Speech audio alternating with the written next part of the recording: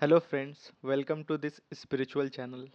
आज इस वीडियो में मैं 2500 साल पुरानी एक ध्यान की विधि के बारे में बताने वाला हूँ।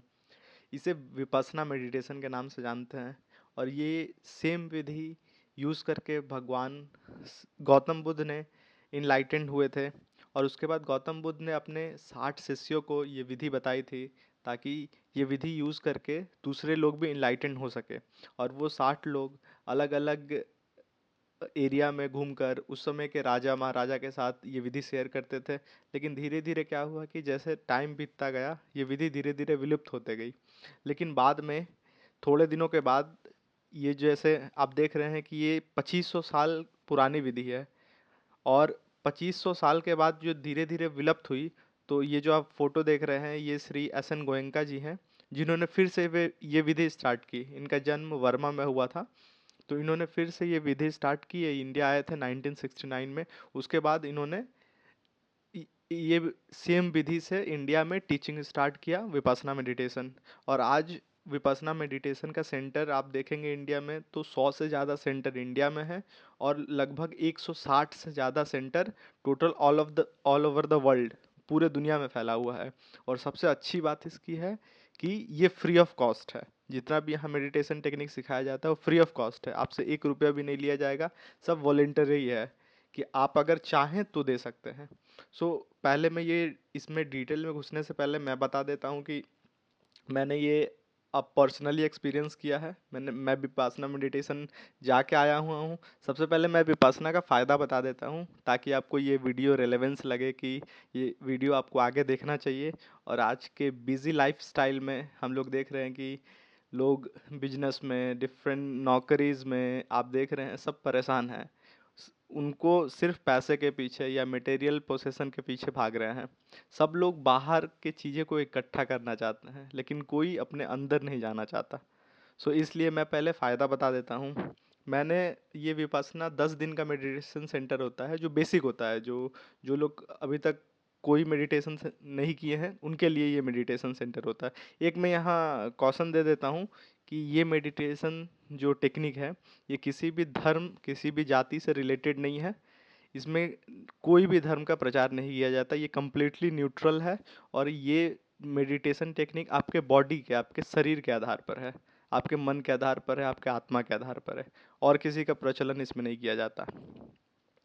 तो जब मैं स्टार्टिंग में मैंने भी सुना था कि ऐसे टेक्निक्स होता है, तो मैं पहले हिचक रहा था कि मैं जाऊं कि नहीं जाऊं। फिर सोचा कि एक बार जाके देखता हूं, क्योंकि उस समय मेरा mental state is okay. But जैसे नॉर्मल सबका होता है, थोड़ा गुस्सा, ये सब तो नॉर्मल चीज़ें हैं। बट मैंने सोचा कि एक बार जाके देखते हैं, तो मैंने 2022 में जनवरी के महीने में 10 दिन का शिविर ज्वाइन किया था। वहाँ से जो जो चीज़ें मुझ में बदलाव आया, तो मैं बस आप लोगों के साथ शेयर करता हूँ। सबसे पहला तो जो चीज़ें मैंने देखा अपने आप में कि मैं उसके बाद से थोड़ा शांत रहने लगा हूँ। शांत का अर्थात कि फालतू की बातें पे ध्यान देना या उस पे रिएक्ट करना या उसको बार बार ओवरथिंक करना, ये सब चीज़ें बंद हो गई। मानसिक स्वास्थ्य पे बहुत ही सुधार आया था। मतलब मन में शांति और एक तरह से स्थिरता मिलती रही, कि एक तरह से पेशेंस आते रहा। अगर कोई चीज़ें आपके बारे में बोली जा रही है, जैसे मेरे बारे में कभी कोई क्रिटिसाइज़ करते थे, तो इनिशियली क्या होता था कि वो रिएक्टिव हो जाते थे मैं, कि एग्जैक्टली ये कैसे बोल दिया वो। बट अब क्या होता है कि थोड़ा सा मैं सोचता हूँ कि यस, शायद कोई कमी है या समथिंग है, तो मैं उतना रिएक्टिव नहीं होता। मैं उसे एक पॉजिटिव वे में और एक रियलिस्टिक वे में देखने का कोशिश करता हूँ। दूसरी चीज़ ये हुई कि मैं इनवर्ड थोड़ा सा अपने के तरफ होने लगा। इनिशियली मैं बाहर के चीज़ों से ज़्यादा इन्फ्लुएंस हो जाता था। किसी का कुछ मटेरियल चीज़ें में कोई लोग मुझसे ऊपर है, तो वो देख के थोड़ा सा ऐसा लग जाता था कि यस ज़िंदगी में कुछ कम रह गया, वैसा समथिंग। बट उसके बाद एक आत्म परिचय, एक समझ में आया कि असली चीज़ें तो अंदर ही है, जो असली हम लोग खोज रहे हैं। जैसे हम लोग जो पैसा कमाएंगे या कुछ भी मटेरियल चीज़ें हमारे पास, गाड़ी बंगला, जो भी चीज़ें होंगी, उसके बाद क्या होगा? अंतिम लक्ष्य तो वो शांति ही है। तो अगर वो ना भी हो, तो अगर हम लोग इंटरनल इनवर्ड हो सकते हैं, तो वो चीज़ें तब भी हम प्राप्त कर सकते हैं। तो इस कारण से आपको सबसे पहले मैं तो यही सजेस्ट करूँगा कि पहले इनवर्ड होना चाहिए। और मुझे फ़ायदा हुआ कि थोड़ा सा चिंता, तनाव और अशांति ये कम हुई मेरे लाइफ में। और साथ ही साथ एक तरह का अंदर जो स्पिरिचुअल पावर बोलते हैं, जो भगवान की शक्ति बोलते हैं, वो मुझ में धीरे धीरे डेवलप हुई कि मुझे नेगेटिव जितने भी थॉट्स आते थे वो कम आने लगे, या आते भी थे तो उस समय ज़्यादा टिक नहीं पाते थे। उसके बाद थोड़ा सा मेरा मेंटल एबिलिटी या कॉग्निटिव बिहेवियर आप बोलिए, जो दिमाग की सोचने की शक्ति होती है, याद रखने की शक्ति होती है, वो बढ़ने लगी धीरे धीरे। तो उसका असर मेरे काम पर भी दिखने लगा कि मैं जो काम करता था वो थोड़ा ज़्यादा ध्यान से करता था, और थोड़ा थोड़ा मैं प्रोग्रेस भी होते दिखा। और लोगों ने भी ये नोटिस किया था कि आफ्टर मेडिटेशन, आफ्टर विपස්සना के बाद मैं थोड़ा सा शांत और थोड़ा सा ज़्यादा अलर्ट मोड में रहता था। उसके बाद स्वास्थ्य लाभ, जैसे विपස්සना के प्रोसेस अभी मैं बताऊंगा आगे, तो उससे वो ऐसा था कि थोड़ा सा मेरा फिजिकल फिटनेस भी थोड़ा सही रहा। और आपका वहाँ फूड जो दिया जाता था वो काफ़ी आपके हेल्थ के लिए अच्छा था, तो डाइजेशन के लिए ज़्यादा अच्छा था। एंड जो ब्रीदिंग प्रोसेसेस थे उससे ब्रीदिंग रिलेटेड थिंग्स आपका थोड़ा सा विकास हुआ। और सबसे ज़्यादा इम्पोर्टेंट है, जैसे अभी के लाइफ में लोग डिसिप्लिन नहीं रहते, और वहाँ के 10 दिन जो एग्जैक्टली आपको डिसिप्लिन में रहना होगा, वहाँ पर आप वॉयलेट नहीं कर सकते क्योंकि वहाँ रूल्स आपको फॉलो करना होगा। सो वो 10 दिन जो जीवन में ऐसा था कि मैं लगातार 10 दिन, फर्स्ट टाइम इतने सालों में मैं लगातार 11 दिन सुबह 4 बजे उठा हूँ। सो ये वहाँ का एक डिसिप्लिन, एक कंपल्सन था, जो उसके बाद भी मैं जब विपස්සना कर गया तो उसे मैं कंटिन्यू कर रहा हूँ आज तक। उसके बाद एक मुझे पहले एक प्रॉब्लम ये होता था कि मुझे पता था कि मेडिटेशन करना है, बट अगर अब मेडिटेशन करना है तो कोई गाइड नहीं मिलता था। अब यूट्यूब पे जाइएगा तो आपको हज़ारों मेडिटेशन टेक्निक्स हो जाएंगे। मे भी कुछ मेडिटेशन टेक्निक आप कीजिएगा लेकिन आपको लाभ नहीं होगा तो आप छोड़ दीजिएगा, आपको लगेगा कि नहीं ये अच्छा नहीं है या ये वर्क नहीं कर रहा है। तो स्लोली स्लोली आप पे आपका थोड़ा विश्वास कम हो जाएगा उस चीज़ों पे। लेकिन एक बार आप जब 10 दिन के शिविर में जाके वहाँ पर मेडिटेशन कर लेते हैं और आपको अगर उससे लाभ दिख जाता है तो आपको सेम रिप्लिकेट घर में करने में कोई प्रॉब्लम नहीं है। तो वो एक चीज़ मुझे फ़ायदा हुआ कि यस, ये जो मेडिटेशन टेक्निक है ये लाभकारी भी है और साथ में घर में भी किया जा सकता है। वहाँ पर हम लोगों ने ज़्यादा देर से किया, बट घर में हम लोग आधा घंटा 1 घंटा प्रैक्टिस कर सकते हैं आसानी से। और विपासना ध्यान का अभ्यास से ना अंदर में जो एक शक्ति का हमेशा आपको अनुभव होगा कि यस, हम ये कर सकते हैं। और एक फ़ायदा ये हुआ कि जैसे मैं कोई काम कुछ चीज़ सोचता था तो एक डर रहता था कि आगे क्या होगा, इसका फ्यूचर क्या होगा, तो मैं प्रेजेंट में जीने लगा कि अभी क्या चल रहा है उस पर सोचो। क्योंकि जो पास्ट होता है और जो फ्यूचर होता है वो रियलिस्टिक नहीं होता। पास्ट जो बीत चुका है, आप अगर सोच रहे हैं तो आप अभी इस पल में नहीं हो। अगर आप फ्यूचर को एंटिसिपेट कर रहे हो, फ्यूचर के बारे में सोच रहे हो कि भविष्य में क्या होगा, क्या गलत घटेगा या क्या अच्छा होगा, वो भी अभी रियल नहीं है। बिकॉज वो आने वाला है, शायद वो ना आए। मैक्सिमम चांस में जो गलत हम सोचते हैं वो ना ही नहीं ही होता है। इसलिए हमें ऑप्टिमिस्टिक और पॉजिटिव ही होना चाहिए। अगर वो हो भी गया तो आप अभी इस पल क्या कर सकते हैं वो आपको सोचना चाहिए, आप कैसे सुधार कर सकते हैं।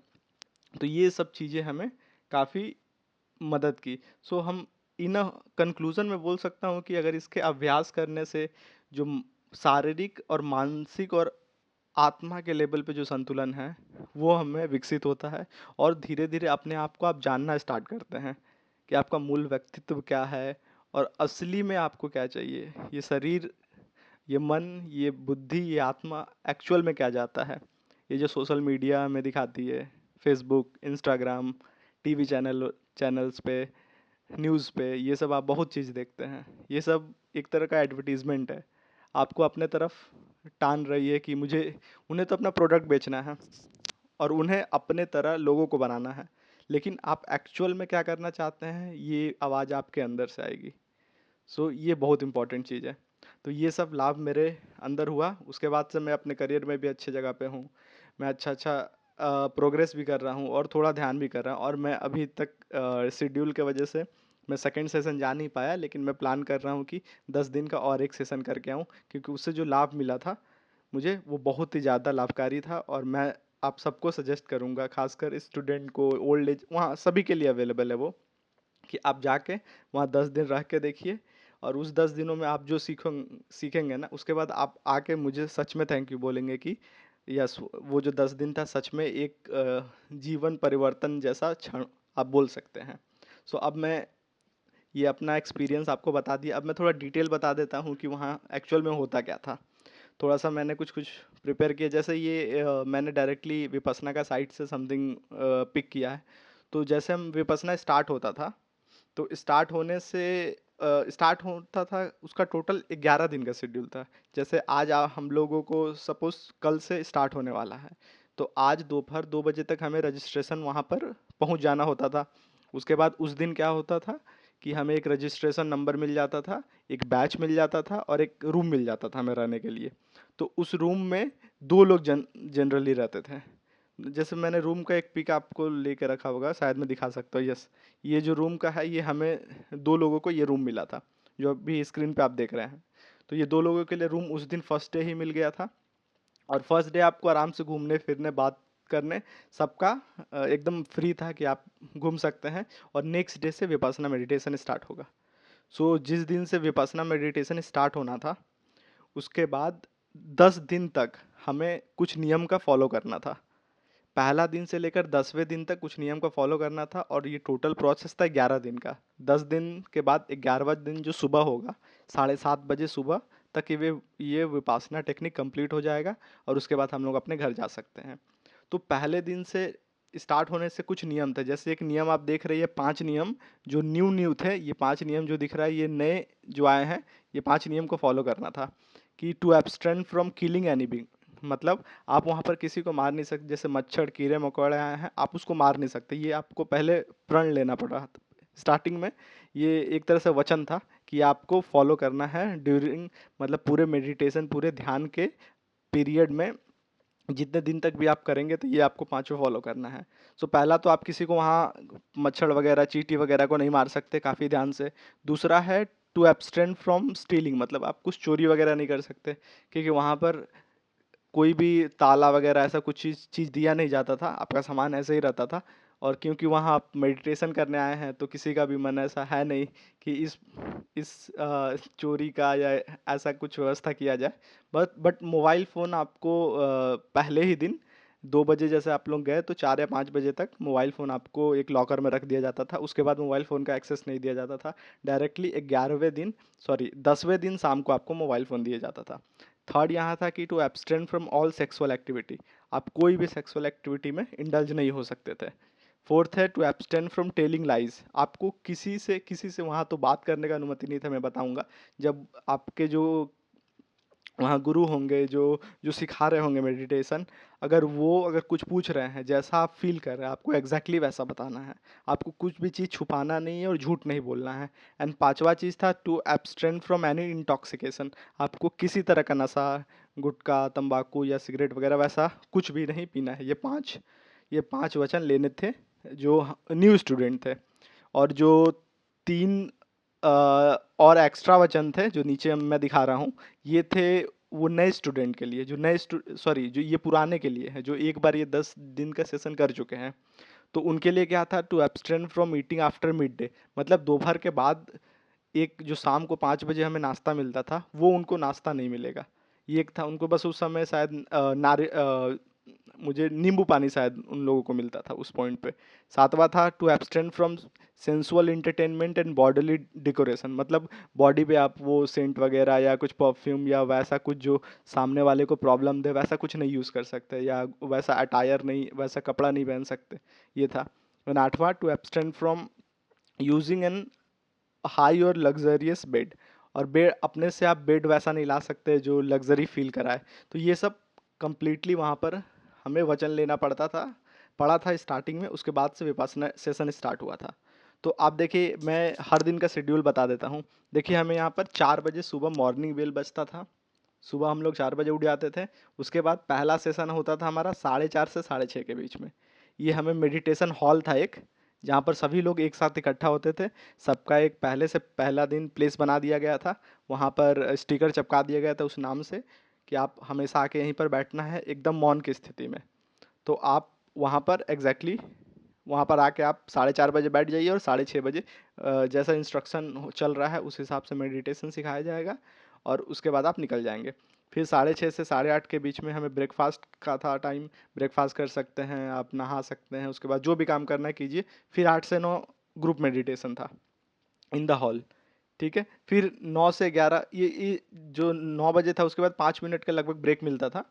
तो ब्रेक वहीं पर रहता था, आपको रूम नहीं जाना होता था, रूम भी सामने था, आप जा सकते थे, बट 5 मिनट में आ जाना था।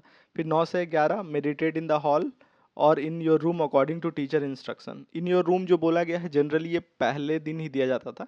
उसके बाद सेकेंड डे से एक पगोड़ा नाम का, पगोड़ा जिसे बोलते हैं, जो कि एक बहुत छोटा सा स्थान था, वो मेडिटेशन के लिए ही बनाया गया था। मैंने जो इसे पहला पिक दिखाया था, इसे ही हम लोग पगोड़ा बोलते हैं जनरली हमारे यहाँ। ये जो इसके अंदर ना, ये एग्जैक्टली नहीं था, लेकिन इसका जो शेप था, मैं बोध गया में गया था, इसका जो शेप था अंदर में छोटे छोटे ऐसे ऐसे करके रूम थे, और उस रूम में बस आप बैठने तक का ही जगह था, उससे ज़्यादा जगह नहीं था। तो उसे पगोड़ा बोलते थे। तो वहाँ हमें जाने को, वहाँ जाके हम लोग मेडिटेशन कर सकते थे। फिर 11 से 12 लंच आवर था। फिर 12 से 1 हमें रेस्ट और इंटरव्यू विद द टीचर था। मतलब अगर आप, जब मेडिटेशन का सेशन चल रहा है आपका, जैसे यहाँ पर हॉल में मेडिटेशन चल रहा है, तो टीचर्स आपको बुलाएंगे, ग्रुप में बुलाएंगे और पूछेंगे कि कैसा फील हो रहा है, क्या हो रहा है। लेकिन अगर आप थोड़ा शाय इंसान है या आपके पास बहुत सारे क्वेश्चंस है, तो आपको 1-to-1 इंटरव्यू का भी ऑप्शन था कि आप 12 से 1 बजे 1-to-1 इंटरव्यू कर सकते हैं। और नीचे देखिए एक 9 से 9:30 बजे, ये क्वेश्चन का टाइम था। हॉल में आप डायरेक्टली 1-to-1 क्वेश्चन पूछ सकते हैं गुरु जी से। देन फिर 1 से 2:30 बजे तक का टाइम, फिर meditation in the hall in the room. Room को आप नेग्लेक्ट करके चलिए, क्योंकि रूम को में नहीं मिलता था। रूम मतलब पकौड़ा बोला जाता था, वो मेडिटेशन सेंटर होता था। वो इतना शांत होता था कि मैं ठंड के दिन में गया था, अगर मेरा जो जैकेट था वो रब भी कर रहा था तो उसका आवाज़ आ रहा था। तो आप समझ सकते हैं कि वहाँ पर टोटल 30-40 लोग हैं, और एक जैकेट रब कर रहा था, वो आवाज़ आ रहा है, तो कितना शांति वहाँ पर था। उस कारण से काफ़ी केयरफुली हमें चलना भी पड़ता था, धीरे धीरे पाँव से। तो ये एक्सपीरियंस काफ़ी अच्छा था वहाँ। फिर 2:30 बजे से 3:30 बजे तक फिर ग्रुप मेडिटेशन होता था। फिर 3:30 से 5 तक meditation in the hall in the room according to then. फिर एक चाय ब्रेक होता था, टी ब्रेक। सो यहाँ पर होता था जो टी ब्रेक होता था, ये न्यू स्टूडेंट जो नए आए थे उनके लिए चाय और कुछ मूढ़ी जैसा कुछ मिलता था हमारे वहाँ। मैं बोध गया का ही बता रहा हूँ, बाकी सब विपासना सेंटर का मे भी ऐसा हो या थोड़ा चेंजेस हो। तो वहाँ पर ऐसा, और जो ओल्ड स्टूडेंट थे उन्हें बस नींबू पानी मिलता था। देन 6 से 7 अगेन मेडिटेशन सेंटर होता था। ये 7 से 18 जो होता था, teacher disclose in the hall. ये जनरली क्या होता, जो एस एन गोयंका जी थे, इनका जो रिकॉर्डेड वीडियो था, क्योंकि ये तो अभी जीवित नहीं है, इनका जो रिकॉर्डेड वीडियो था उनसे ही पूरा मेडिटेशन टेक्निक, जो जो जैसे जैसे बोलते थे हर दिन का गाइड करते थे। तो उस हिसाब से ही हम लोग अगले दिन प्रोसेस करते थे। मतलब पहले दिन वो बता देंगे कि आज के दिन हमें ये करना है, और शाम को बताएंगे कि आज आप लोगों ने ये किया, अगले दिन हम लोग ये सब करेंगे। और सुबह से शाम तक मेडिटेशन के टाइम भी इनका वीडियो नहीं, इनका ऑडियो चलते रहता था कि अब ये करना है, अब ये करना है। तो कम्प्लीटली इनके इंस्ट्रक्शन पे चलता था हर चीज़। और साथ में एक गुरुजी रहते थे जिनसे अगर आपको कुछ डाउट है तो आप पूछ सकते थे, लेकिन कम्प्लीटली कैसे करना इंस्ट्रक्शन इनका ही रहता था। तो हम लोग आ गए थे 7-8-15 से। फिर 8:15 से लेकर 9 बजे तक ग्रुप मेडिटेशन फिर होता था। फिर 9 से 9:30 हमारा क्वेश्चन होता था। फिर 9:30 में रिटायर टू द रूम। उसके बाद 9:30 में लाइट बंद हो जाता था। फिर हम जाके निश्चिंत से सो जाते थे। और इसमें 2-3 नियम का और पालन करना पड़ता था यहाँ पर, जो हम लोग, मैंने थोड़ा सा ये समझाया है कि ये 5 थी चीज़ें थी। इसके साथ कुछ चीज़ें थी जो पहले हमें इंस्ट्रक्ट कर दिया गया था कि ये चीज़ें नहीं करनी है। सबसे पहला बात तो आपको पूरे पहला दिन से लेकर 10वें दिन के दोपहर तक हमें किसी से बात नहीं करना था। ये हमारा नियम था कि पहला दिन से 10वें दिन के दोपहर तक किसी से बात नहीं करना था, मतलब मौन व्रत रखना था। केवल वहाँ के कोऑर्डिनेटर और वहाँ गुरुजी थे जो सिखाते थे, उनसे ही बात कर सकते हैं। और जैसे मैं अपना रूम रूम जिसके साथ शेयर कर रहा था, सोचिए मैं 10 दिन रूम शेयर किया, मैंने उनसे बात किया है 10वें दिन। तो वो एक बहुत ही अच्छा एक्सपीरियंस था कि सिर्फ बात ही नहीं, वहाँ पर आँख में आँख मिलाना भी नहीं था, और साथ ही साथ कोई भी किसी भी तरह से ऐसा कि आप सामने वाले को डिस्टर्ब हो। और एक एक स्टोरी मैं बताना चाहूँगा यहाँ पर, एस एन गोयंका जी का वो जो वीडियो में एक स्टोरी था। तो उन्होंने इसे कंट्रोल करने के लिए कि कोई दूसरे से बात ना कर ले, तो एक बड़ा अच्छा स्टोरी बताया था कि यहाँ पर एक हम लोग साधना करने आए हैं, मतलब एक तरह से तपस्या करने आए हैं। सो तपस्या क्या होता है कि आप एक तप कर रहे हैं। आप पिकनिक में तो नहीं आए हैं कि आपको जो मिलेगा वो खाइएगा, जैसे आप घूमिएगा। तो एक तप है। तो पहले के ज़माने में जो लोग जो ऋषि मुनि होते थे वो तप करते थे, और वहाँ से राक्षस ने, आप जैसे टीवी में भी देखे हैं, राक्षस ऊपर से कुछ कुछ फेंक देते थे उनका तप भंग करने के लिए। अर्थात जो तपस्या में लीन है और उसका तप जो भंग किया जाता था उसको राक्षस की समाधि दी जाती है। तो इसलिए अगर ये तप है और ये तप का एक नियम है कि हमें मौन रहना है। अगर हम दूसरे से बोल के अपना तो मौन तोड़ ही रहे हैं और दूसरा जो सच में सीरियस है उसका भी मौन तोड़ रहे हैं, मतलब एक तरह से हम उसका तपस्या भंग कर रहे हैं। तो इस तरह से आप समझ जाइए कि आप क्या हैं। तो एक तरह से वो सटायर दिए थे, अपने वीडियो में ही बताए थे। उनका सेंस ऑफ ह्यूमर काफ़ी अच्छा था। क्योंकि वीडियो में फिर कुछ कुछ कहानी भी समझाते थे। जैसे हमें बैठे बैठे प्रॉब्लम होता था तो वो भी बताते थे कि आज ऐसा लग रहा होगा कि भागने का मन कर रहा होगा, सो ऐसा बहुत चीज़ें बताते थे जो एक्चुअल में हम लोग फील करते थे। तो ये था। और दूसरा था कि यहाँ पर मेरे सेंटर में बोधगया में जनरली फॉरेन से भी लोग आते थे।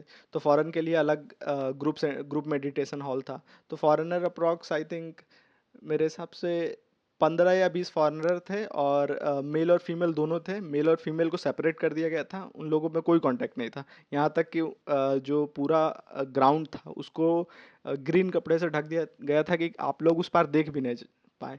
और इनका सिंपल सा नियम था, जो हमारा मेडिटेशन का मैं नियम बता देता हूँ, इनका फिलॉसफी क्या था। तो इनका सिंपल फिलॉसफी था कि इनिशियली क्या करना है कि अपने सांस श्वास पे ध्यान देना है।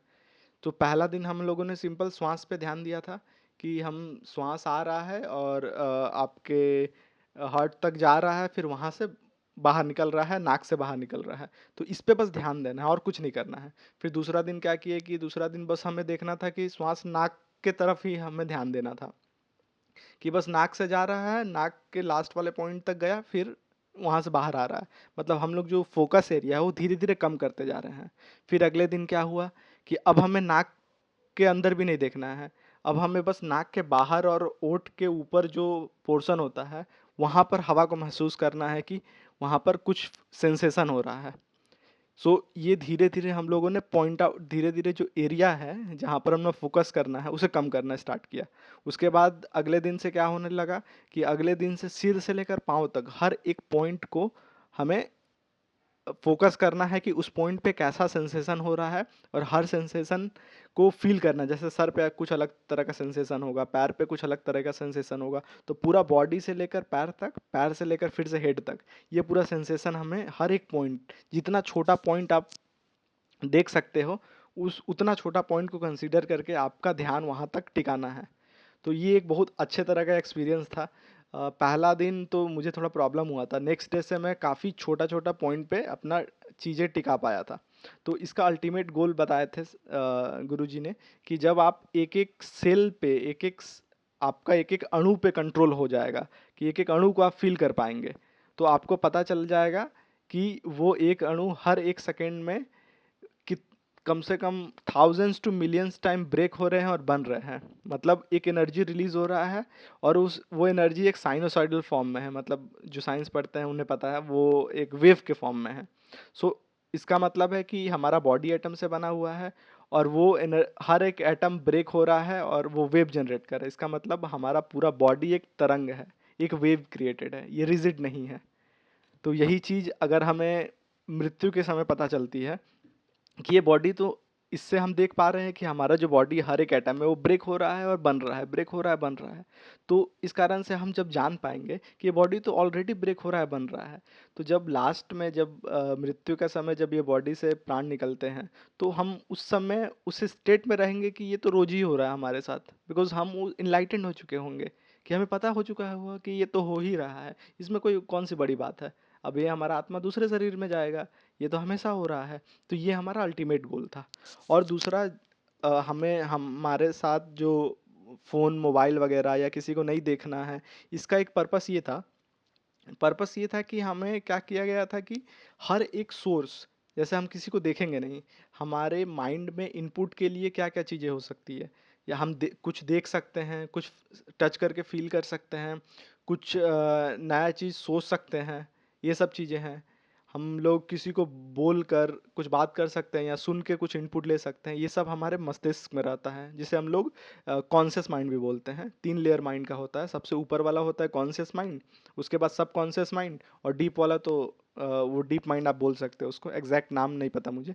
तो जो कॉन्शियस माइंड था उसमें हम लोग इन्फॉर्मेशन फीड नहीं करना स्टार्ट किए, तो उसे वो ब्लैंक हो गया, क्योंकि 10 दिन तक हम लोगों ने कुछ सुना ही नहीं नया चीज़, सिर्फ अंदर देखते गए। तो अंदर जब देखते गए तो अब अंदर में जो चीज़ें पाइल्ड अप है, जो जमी हुई है, वो धीरे धीरे निकलना स्टार्ट हुई। ऐसी ऐसी थॉट्स निकलना स्टार्ट हुई, वैसे थॉट्स, जैसे मैं अपना एक्सपीरियंस बताता हूँ कि जो थॉट्स आए, मैं सच में नहीं सोच पा रहा हूँ कि ये थॉट्स मेरे माइंड में आए कैसे, क्या मेरे साथ कभी हुआ था ये ऐसा। क्योंकि हम क्या करते हैं, जैसे आप समझिए कि आप एक कंटेनर समझिए, एक कंटेनर में ज़्यादा से ज़्यादा 100 चीज़ें रखी जा सकती है। तो होता क्या है कि आप समझिए कि 20 साल की उम्र तक आप लोगों ने 60 चीज़ें रख दी, अब ऊपर 40 चीज़ें बची। अब 40 चीज़ें क्या हो रही है, रोज कुछ नया आ रहा है और वही 40 चीज़ें बाहर निकल रही है। नया बाहर ऐसा ही हो रहा है, लेकिन जो नीचे की 60 चीज़ें वो तो आपको कभी नहीं पता चल पा रही है, क्योंकि वहां तक तो आप पहुंच ही नहीं रहे हैं। तो इसीलिए सब चीज़ बंद करवाने का यही एक सबसे इम्पोर्टेंट काम था, कि वो जो नीचे वाली चीज़ों को हम समझ पाएँ कि और क्या क्या चीज़ है। और उसी को हम लोग संस्कार बोलते हैं। संस्कार पॉजिटिव सेंस में नहीं है, यहाँ पर संस्कार अर्थात कोई भी चीज़ें जो हैबिट बन चुकी है। जो गीता में भी जो कर्म का सिद्धांत है कि आप कर्म से मुक्त हो, तो वो कर्म एक बंधन के रूप में वो जमा हुआ है हमारे सबकॉन्शियस माइंड में। वो धीरे धीरे निकलेगा, वो उसे कर्म की मुक्ति कहते हैं। उसे ही मोक्ष कहते हैं, कि जब पूरा कर्म खत्म हो गया तो मोक्ष मिल गया। ये काफ़ी मैं गीता से रिलेट कर रहा था। पहले एक इंस्ट्रक्ट किया गया था कि आप जब ये प्रोसेस कर रहे हो तो आप कोई भी अदर रिलीजियस प्रोसेस जो भी भगवान में, अल्लाह में, किसी में भी आप मानते हो, तो आप उसे फॉलो 10 दिन के लिए एटलीस्ट नहीं करोगे। क्योंकि वो क्योंकि ये मेडिटेशन डिस्टर्ब होगा, क्योंकि एक नियम के तरह से चला जा सकता है। उसके बाद इन्होंने कहा कि अगर आपको ये अच्छा लग रहा है तो कीजिए, अलग अच्छा लग रहा है तो कोई कोई भी कीजिए, आपको कहीं भी रोक टोक नहीं है। तो फिर मैं फिर से वो आता हूँ वो थॉट्स पे। तो अब क्या हुआ कि जो इनिशियल थॉट्स थे वो तो कम्प्लीटली बंद हो गए, ऊपर से अलग अलग थॉट्स आना बंद हो गए। तो अब अंदर जो थॉट्स बचे हुए हैं वो निकलना स्टार्ट हो गए। अगर वो अच्छा थॉट है तो फीलिंग अच्छा होता था, मुंह पे मुस्कुराहट आ जाती थी। लेकिन वो थोड़ा सा गलत थॉट है या थोड़ा और अजीब ही थॉट है, तो वो थोड़ा बेचैन कर देता था बॉडी को। तो अब उस समय हम लोग मेडिटेशन से पे रहते थे, एकदम ध्यान की मुद्रा पे रहते थे। तो होता क्या था कि जैसे वो थॉट माइंड में आया, तो ऑटोमेटिकली 2-3 बार आया, 4 बार आया, 5 बार आया, 10 बार आया, जितना भी डिपेंड्स ऑन कितना डीप है वो। तो वो धीरे धीरे क्या होता था, वो निकलते जाता था। उसके बाद वो थॉट आता था तो हमें व्याकुल नहीं करता था मुझे। उसके बाद मुझे लगता था ठीक है, नॉर्मल है। इसका मतलब क्या हुआ कि वो एक कर्म जो बंधा था हमारे, पता नहीं कितने जन्मों जन्मों से बंधा था, वो एक कर्म मेरे सबकॉन्शियस माइंड से निकल गया है। तो ऐसा ही करते करते उस 10 दिनों में जितना भी कर्म जो बंधा था, ऊपर आता था निकलता था, ऊपर आता था निकलता था। तो यही एक प्रोसेस था कि हमें कर्म के बंधनों से मुक्त हो जाना है। तो ऐसे करते करते हम लोगों ने 10 दिन तक मेडिटेशन किया, और बहुत सारा कर्म अंदर जो बंधा हुआ था, मुझे मुझे तो 10-15 ऐसी चीज़ें एक्सपीरियंस हुई जो मैंने कभी सोचा भी नहीं था कि ऐसा कुछ मैं सोच सकता हूँ। वो वैसा कुछ मैं बता भी नहीं सकता, क्योंकि वो अंदर ही दबा हुआ था। वो जैसे निकला, शुरुआत में तो काफ़ी बेचैन किया मुझे, लेकिन थोड़े देर के बाद जैसे उस पे मैंने ध्यान देना ही छोड़ दिया, तो ये चीज़ें ख़त्म होती गई, ये चीज़ें धीरे धीरे ख़त्म होती गई। तो ये चीज़ें कब होती थी, ये चीज़ें जब आप जैसे मैंने बताया कि ऊपर से नीचे बॉडी को हम लोग जब एक एक पॉइंट पे फोकस करते थे, जब बॉडी डिस्ट्रैक्ट होता था, तब ये कर्म पे चीज़ें जाती थी। और जैसे ये कर्म पे चीज़ें जाई, तो उस समय हमें याद आया कि अरे, हमें मेडिटेशन करना है, हमें यहाँ पर जैसे मस्तिष्क पे ध्यान रखना है, हमें नाक पे फोकस करना है, या हमें ओठ पे फोकस करना है, पैर पे फोकस करना है। तो जैसे हमारा ये माइंड आता था, तो हम लोग डायरेक्टली स्विच हो जाते थे मेडिटेशन पे। तो इससे क्या होता था, तो वो जो कर्म उखड़ा था नीचे से, जो हमारा जो बंधन था वो ऊपर आया हुआ था, तो वो क्या होता था कि थोड़ा वीक पड़ता था। फिर से मेरा हमारा नज़र जाता था, हमारा ध्यान जाता था, फिर से हम लोग बैक करते थे। ऐसे करते करते वो जो कर्म होता वो कमज़ोर बनता गया, और वो निकलता गया। इसके बाद से हम लोग काफ़ी फ्रेश फील करने लगे। तो ये एक टोटल टेक्निक था, जिसको मैंने गीता से भी रिलेट कर दिया, कि गीता में भी एग्जैक्टली कुछ ऐसा ही बताया गया है कि हमें कर्म के बंधनों से मुक्त किया है। तो एक तरह से ये उसी को फॉलो करता है। तो मैं टोटली एग्रीड करता हूँ, मैं गीता को भी मानता हूँ, और ये टेक्निक भी मुझे काफ़ी अच्छा लगा। उसके बाद दूसरा चीज़ ये क्या हुई कि हमें बैठने का वो जो व्याकुलता होती है, क्योंकि वहाँ पर आपने मैंने अभी शेड्यूल दिखाया था अभी आपको, ये जो पूरा टोटली शेड्यूल था ये काफ़ी स्ट्रिक्ट शेड्यूल था। तो एक तरह से डिसिप्लिन बना कि हम इतने देर मेडिटेशन कर सकते हैं, क्योंकि अगर आपके सामने आपको अकेले मेडिटेशन बोला जाए तो आप शायद 10 मिनट में उठ जाइएगा, लेकिन जब आपके सामने 40 लोग बैठे रहें, और खासकर अगर बूढ़े लोग लगभग 40-50 साल के बैठे रहें, और आप जवान हैं, अगर आप उठ के जाते हैं तो आपको खुद से शर्म आएगी। तो उस वजह से बाकी लोग भी आराम से बैठे रहते थे। तो ये एक तरह से डिसिप्लिन हम लोगों में आया, बैठने की शक्ति आई, और दूसरा माइंड लेवल पे पेशेंस आया। बिकॉज अगर हम लोग नॉर्मल वर्ल्ड में रहते हैं तो नॉर्मल वर्ल्ड में क्या होता है कि हम लोग हर समय 10 चीज़ इधर से हमें अलग अलग चीज़ें सुनाई देती है, तो वो जो सबकॉन्शियस माइंड में हमारे चल जाती है, और जब हम लोग शांत बैठते हैं तो वही चीज़ें घूमते रहती है। आप लोग सिंपल सा प्रोसेस कीजिएगा कि जब आप लोग शांति से कहीं बैठते हैं तो आपको वही चीज़ें याद आएगी जो पूरे दिन हुआ हुआ रहता है, बिकॉज वो सबसे ऊपर फाइल में रहती है। जो मैंने बॉक्स बताया था कंटेनर, वो सबसे ऊपर में रहती है, तो सबसे पहले तो वही निकलेगी। और सपने भी जनरली वही आते हैं जो हम लोग दिन में सोचे रहते हैं, कभी कभार इधर उधर हो सकते हैं, बट जनरली वही आते हैं जो हम लोग सोचे रहते हैं। तो उसी को कंप्लीटली बंद करने से जो नीचे चीज़ें हैं वो आने लगती है। इसलिए हमें कहा जाता है कि जो इंपॉर्टेंट चीज़ें हैं डेली लाइफ में ही, तो आप उसको सुनिए और बाकी चीज़ों को सिंपली इग्नोर कीजिए, क्योंकि उससे कोई फ़ायदा नहीं है। क्योंकि एक तरह से क्या है, एक तरह से आप सोचिए कि जब हम लोग कुछ खाना खाते हैं, तो अगर हम लोगों ने ख़राब खाना खाया, सड़ा खाना खाया या बासी खाना खाया, तो वो हमारे डाइजेशन में, हमारे पाचन में तो ख़राब करेगा ही ना।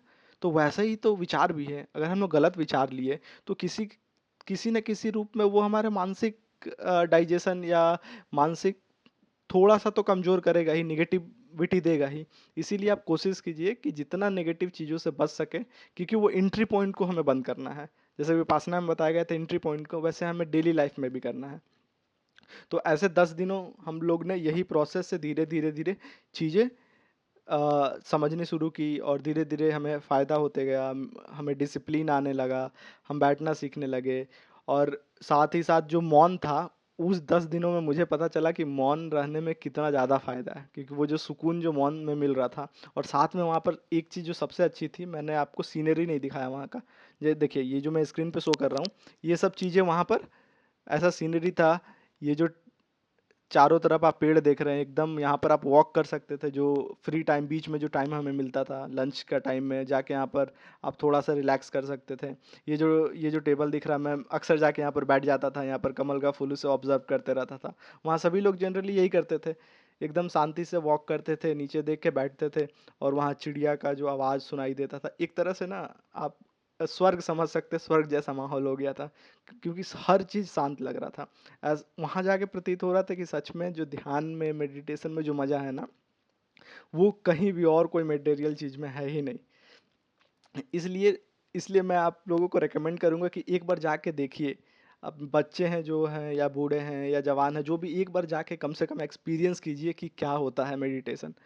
तब आप समझिएगा, क्योंकि घर में क्या होता है कि 5 मिनट किए, इधर से आवाज़ आया, एक तरह से आप एंग्री हो गए, गुस्सा हो गए, तो वो एक तरह से प्रॉब्लमेटिक हो जाता है कि आप सोचते हैं कि करें ही नहीं, जिद में कि हमारा वैसा सिचुएशन नहीं बन पाता है। बहुत सारे मेडिटेशन सेंटर है, मैं इसलिए विपासना बोल रहा हूँ कि काफ़ी लोग के का मनी कंस्ट्रेंट होगा, पैसे का प्रॉब्लम होगा, तो ये क्या है, फ्री ऑफ कॉस्ट है। आपको पूरे 10 दिन के और 11 दिन, मान लीजिए 11 दिन के शिविर में कभी भी आपको फोर्स नहीं किया जाएगा कि आपको पैसे देने हैं वहाँ पर। वीडियो में एक बार बस आपको ऐसा बताया जाएगा कि ये प्रॉफिट ऑर्गेनाइजेशन नहीं है, आप डोनेट कर सकते हैं अगर आपको अच्छा लगे, और आप घर जाने के बाद ही डोनेट कीजिएगा, ये भी बोला गया। ये मैक्सिमम लोग वैसे ही करते हैं। तो मैंने भी आने के बाद कुछ सोचा था, लेकिन मैं ऑनेस्टली बताता हूँ, अभी तक मैंने नहीं किया है, कुछ प्रॉब्लम्स की वजह से। जैसे होता है मैं ज़रूर करूँगा यहाँ डोनेट। और मैं अभी तक तो मैंने जितना भी एक्सपीरियंस आपको शेयर किया, कुछ मैं भूल रहा हूँ तो मैं सोच रहा हूँ। अब अभी तक जो जो भी चीज़ें, हाँ, खाने के बारे में भूल रहा हूँ। सो खाने में जो एक्टिविटी, जैसे यहाँ पर ब्रेकफास्ट में हमें फ्रूट्स वगैरह मिल जाते थे, एंड फ्रूट्स रहता था, दूध रहता था, एंड और शायद ब्रेकफास्ट में फ्रूट्स और दूध ही शायद रहता था, और बिस्किट वगैरह जो जैम वगैरह खाते थे वो नहीं मिल जाता था, और प्योर वेज था, प्याज वगैरह कुछ नहीं। और हमें लंच में हमें खाने मिल जाते थे लंच में रोटी रहता था, चावल दाल, दो तरह का सब्जी रहता था और ये सब रहता था। और ये आप एक गौर कीजिएगा, जो 12 से 1 बजे जो लंच यहाँ दिख रहा है ना, ये हमारा लास्ट खाना होता था दिन का। इसके बाद जो हमें ये टी ब्रेक मिलता था, इसमें बस चाय मिलता था, हमें चाय और साथ में जो मूढ़ी हल्का मिल जाता था। और जो ओल्ड स्टूडेंट है उनको तो वो भी नहीं मिलता था। मतलब ये 12 बजे लास्ट खाना है। इसका मतलब है इनिशियली 2 या 3 दिन, जो पहला दूसरा तीसरा दिन था, उसमें तो मुझे तो बहुत प्रॉब्लम होने लगा, बिकॉज हमें क्या है कि रात में ज़्यादा खाने का आदत है। लेकिन धीरे धीरे चौथे दिन से ना हमारा बॉडी सेट हो गया। हमारा बॉडी को सच में ज़रूरत नहीं पड़ा और हमारा बॉडी ज़्यादा फ्रेश फील करने लगा। और दूसरा चीज़ मैंने एक्सपीरियंस किया कि इस शेड्यूल में वहाँ जाने के बाद हमारा नींद का कोटा भी कम हो गया, क्योंकि हम लोग खा अच्छा रहे थे, तो हमारे बॉडी को रेस्ट ऑलरेडी मिल रहा था। बिकॉज अगर हम लोग कुछ ज़्यादा हैवी फूड खाते हैं तो हमारा डाइजेशन सिस्टम ज़्यादा एक्टिव रहेगा। इसका मतलब है बॉडी को हमें ज़्यादा देर रेस्ट चाहिए। तो जैसे फ्रूट वगैरह होता है, वो क्या हो, वो नॉर्मली आधे घंटे या 1 डेढ़ घंटे तक ऑलरेडी सब पच जाता है और एनर्जी बॉडी को मिल जाता है। तो बॉडी जनरली ज़्यादा देर रेस्ट में रहता है, इसलिए जो नींद होता है वो ऑलरेडी कम हो जाती है। और साथ में हम लोग मेडिटेशन भी कर रहे हैं, तो ये दोनों चीज़ें क्लब करके एक ओवरऑल जो हमारा दिनचर्या बन गया था वो काफ़ी बेस्ट बन गया था। और इस अगर ये दिनचर्या हमेशा हमारा लाइफ में फॉलो हो गया ना, तो शायद ही हमें कोई फिजिकल या मेंटल या किसी तरह से प्रॉब्लम या डॉक्टर के पास तो जाना ही नहीं पड़ेगा, अगर हम लोग ये दिनचर्या फॉलो कर लिए। और साथ में अगर हम लोग अपने आसपास पेड़ वगैरह लगाएं। अभी मैं इसके साथ साथ आपको थोड़ा, जो अभी इन्वायरमेंट के लेकर इशू चल रहा है, मैं आपको थोड़ा सा मोटिवेट करूँगा कि पेड़ वगैरह आसपास अगर हो सके तो आप लोग लगाइए। बिकॉज जो पेड़ों के साथ, जो नेचर के साथ हमारा जो कनेक्शन है वो धीरे धीरे टूट रहा है। हम लोग चाह रहे हैं कि बिल्डिंग्स में रहें, और ज़्यादा आर्टिफिशियल चीज़ों हमें ज़्यादा इन्फ्लुएंस कर रही है। तो हो सके तो नेचर से ज़्यादा कनेक्ट करने का कोशिश कीजिए। बिकॉज धीरे धीरे क्या हो रहा है कि जो मेंटल केसेस है वो भी धीरे धीरे राइज हो रही है, क्योंकि ये जो सोशल मीडिया और बाकी सब चीज़ें हैं, ये सब भी चीज़ें ये इन चीज़ों को एक्सेलरेट कर रहा है। और साथ में जो लोग हैं, अपने बच्चों को दूर रखिए मोबाइल फ़ोन ज़्यादा से, उसके रेडिएशन है या उसका कॉग्निटिव एबिलिटी पे जो प्रभाव पड़ता है वो भी थोड़ा सा डेंजरस होता है। और और और तो बस इतना ही था मेरा एक्सपीरियंस। और लास्ट में जब 10वें दिन हो गया, जब 11वें दिन हमें लास्ट के दिन में जब हमें बाहर जाना पड़ा, जाने का तो मन नहीं था बिकॉज उतने पीस में थे। और लास्ट जो 10वें दिन के बाद जो मोबाइल मिला, उसके बाद लिटरली उस मोबाइल से उसके बाद बात करने का मौका मिला, तो हम लोगों ने बात किया। बट उसके बाद वैसा लग नहीं रहा था। उस समय मुझे ऐसा लग रहा था कि मौन ही रहे, मतलब शांति रहे। शांति ज़्यादा अच्छा है बात करने की तुलना में। तो ये मेरा एक एक्सपीरियंस था। और उसके बाद एक पुस्तक मेला भी लगा था, कुछ कुछ पुस्तकें थे, आप खरीद सकते थे वहाँ पर। तो मैंने शायद 2 किताब खरीदी थी, मुझे एग्जैक्टली नाम नहीं पता है। तो वो 2 किताबें खरीदी थी मैंने। और 10वें दिन के बाद एक इंस्ट्रक्शन और था। वहाँ एक एनर्जी लेवल पे कुछ कंसेप्ट चलता था कि अगर आप एक बार बाहर चल गए उस शिविर से, तो उसके बाद आप फिर से अंदर आने का अनुमति नहीं होगा। इसलिए बोला जाता था कि वो शिविर जो था, हम लोग मेडिटेशन करके एक पर्टिकुलर एनर्जी लेवल पे ले गए हैं उस शिविर को, एक पॉजिटिव एनर्जी लेवल पे ले गए हैं। तो अगर आप बाहर जाएंगे तो कोई एक पर्टिकुलर अदर एनर्जी लेवल से इंटरेक्ट करेंगे और फिर अंदर आएंगे, तो यहाँ का जो एनर्जी लेवल है थोड़ा डिस्टर्ब हो सकता है। सो इसीलिए कहा जाता है कि हमारे जो मस्तिष्क में जो हम लोग सोचते हैं ना, थिंकिंग होता है, उसे भी हमेशा हमें पॉजिटिव रहना चाहिए। हमेशा थिंकिंग को पॉजिटिव बना के रखिएगा, क्या होगा कि हम लोग उसी चीज़ को जो मैनिफेस्टेशन थ्योरी है, इसी यही थ्योरी है ना, कि जो चीज़ें हम लोग सोचते हैं वही आपको हो जाएगा। एक एग्जांपल मैनिफेस्टेशन का मैं बताता हूँ। सपोज आप घर से निकल गए हैं, आप घर से निकल रहे हैं, गाड़ी देख रहे हैं, बहुत सारा गाड़ी आप देखे, बाइक देखे, आप कार देखे, बहुत सिंपलेस्ट एग्जांपल है।